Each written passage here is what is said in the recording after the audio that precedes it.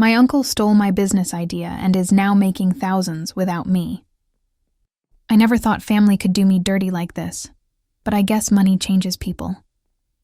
Here's the story of how my own uncle, who I trusted like a second dad, stole my business idea and left me with nothing while he's out here making thousands. A little background. I've always been into fashion. Like, always.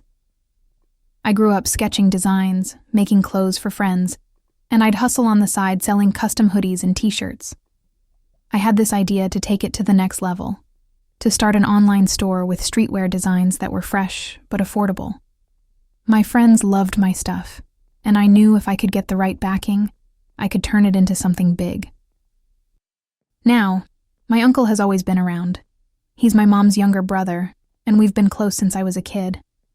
He was always one of those guys who had ideas but never really stuck with anything long enough to make it work. He dabbled in everything. Crypto, real estate, even tried flipping cars at one point. So when I told him about my business plan, he seemed genuinely interested. He said, "Yo, this is dope. We could partner up. You handle the designs and I'll take care of the business side." At first, I was hyped. I didn't have the money to get my business off the ground, so having someone help with the funding sounded perfect. We talked about it for weeks, bouncing ideas off each other, planning the website, picking materials, even deciding on a brand name. We had meetings, set goals. It felt real, like we were about to launch this thing together. But here's where it gets shady. About a month into planning, he suddenly started going MIA. Calls went straight to voicemail. Texts got left on read. And when I'd try to meet up, he always had some excuse about being busy. At first, I thought maybe he was just tied up with work or personal stuff, so I gave him space. Then one night I'm scrolling through Instagram, and I see an ad pop up. It's a new streetwear brand. Clean designs, affordable pricing, everything I had been planning. And the kicker?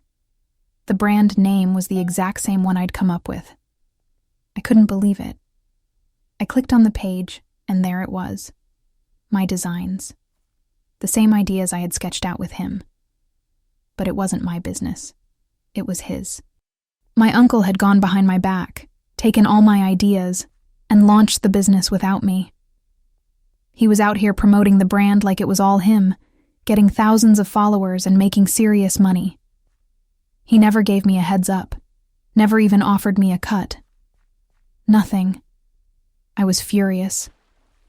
I confronted him, called him out for stealing my idea, but he hit me with some weak excuse like, "I didn't think you were ready to commit, so I moved forward on my own." Are you serious?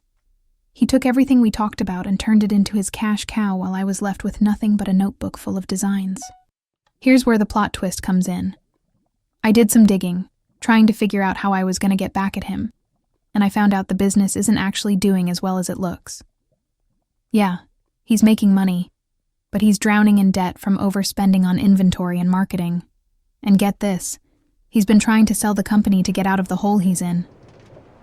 Now he's reaching out to me, asking for help, talking about how we can still make this work. Nah, I'm good. Let him deal with the mess he made. Family or not, you don't steal from someone who trusted you and expect everything to be cool.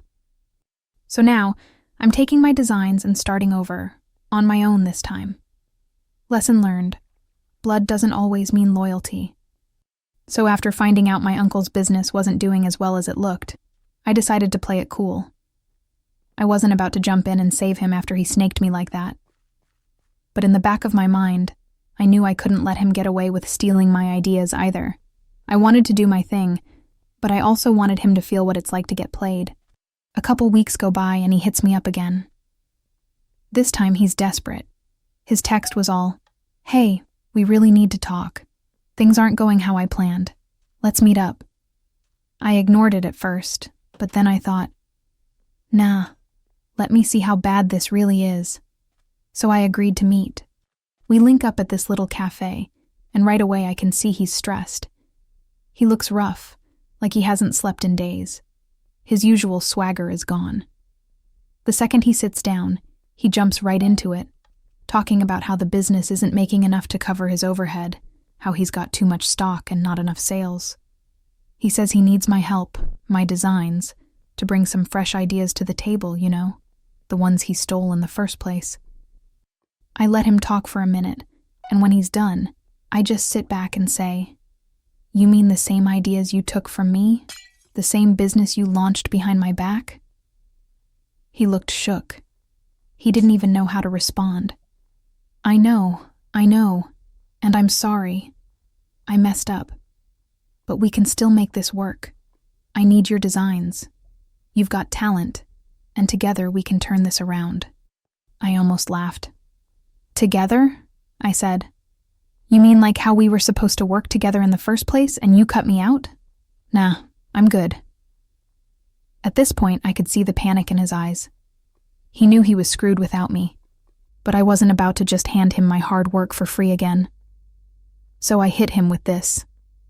"I'll tell you what, I'll help you out, for 50% of the business." His jaw dropped. 50%? Are you serious?" "Dead serious," I said. "You stole from me, and now you want my help. If I'm saving your sinking ship, I'm taking half. Otherwise, good luck selling those designs on your own." He looked like he was going to explode. He tried to argue, saying he couldn't give up that much of the company, that it was his business. But I stood my ground. "Without me, you've got nothing. You're not selling. You're not making money. You're drowning in debt. 50% is more than fair." After a long silence, he finally nodded. "All right, 50%. So now I'm in. But this time, I'm in control. I've got a contract drawn up, and I'm making sure every decision goes through me. I'll take my cut and flip it into something better. He might have stolen my idea, but now I'm about to take what's mine, and then some. Funny how karma works. Now the same uncle who tried to hustle me is working for me.